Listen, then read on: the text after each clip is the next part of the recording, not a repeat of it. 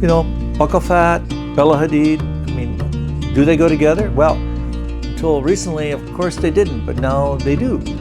So she's, of course, an amazingly beautiful model.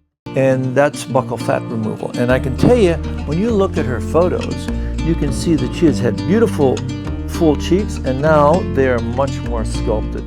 But that's really accentuated her beautiful lower third of her face, and especially with the removal of the fat in that area.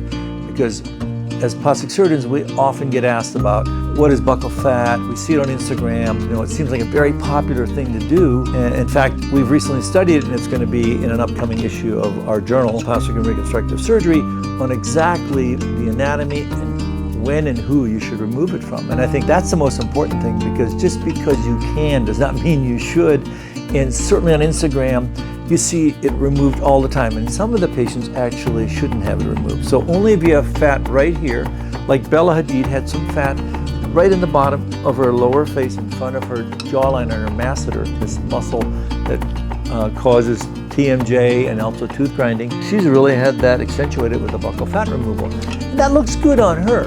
Won't look good on everybody, but also it's not indicated in everybody. In fact, I saw a famous actor recently that had premature removal of buccal fat, and it made him look about 10 years older 6 months later. And it's very hard to replace that fat, because it's one of the fat compartments that goes above and below the deep and superficial fat compartments. And that means it glides. So when we're talking my buccal fat, of which there are 4 parts, and again, it's going to be in PRS, for those of you who are interested, it's in the journal. It's going to talk about when to do it, who to do it on, and how much to take.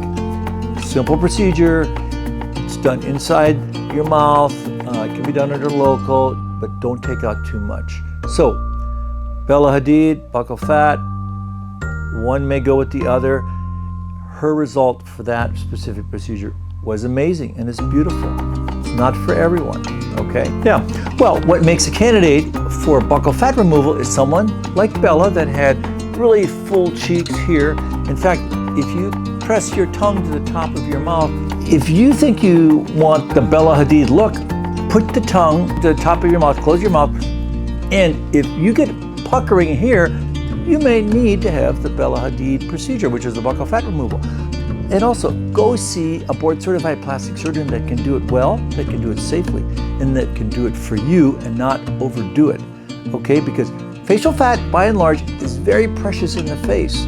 So if you can selectively remove the buccal fat, Bella Hadid style, it'll look great on you. But in many patients, it'll make it look older. Remember, so know before you go. Hope you enjoyed this, and come and visit so many of my other YouTube videos on this amazing channel, Real Plastic Surgery, real advice from a real plastic surgeon. See you soon. And also, coming up soon, I'll have a Patreon channel for those of you who really want to go in depth on how to actually do a buccal fat removal. Okay, that's going to show exactly how to do it, where to place the incision, how much to do, how much to leave behind. It's like life, not how much you take, it's what you leave behind. Have a great one.